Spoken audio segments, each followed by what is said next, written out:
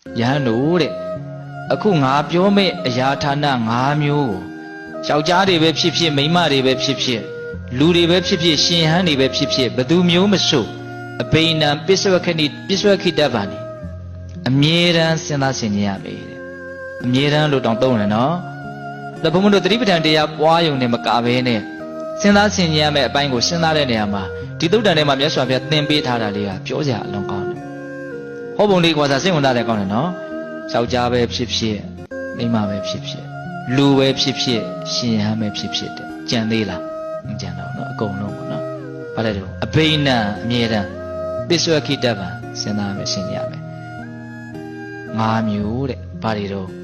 အိုနာသေးကွဲကန့်နဲ့တွဲအမြဲနေတိုင်းရှုဟောဘုံဘအနှစ်ချုပ်လေးတွေပြောနေတာနော်ဒီတရားလေးကဟုတ်လားဘာလဲတော့အိုနာသေးကွဲကန့်နဲ့တွဲအမြဲနေတိုင်းရှုအဲ့ဒါဟိုကျောင်းကမုတ်ဦးကြီးမှာ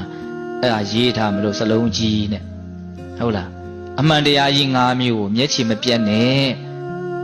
ကိုရထားတဲ့ဘဝကိုတွေ့ကြုံနေရတဲ့အခြေအနေကိုများအကောင်းထင်နေမှာဆိုလို့ဟုတ်လားသူများရထားတဲ့ဘဝသူများရထားတဲ့အခြေအနေကိုလည်းတခါလေအကောင်းထင်တာရှိသေးတယ်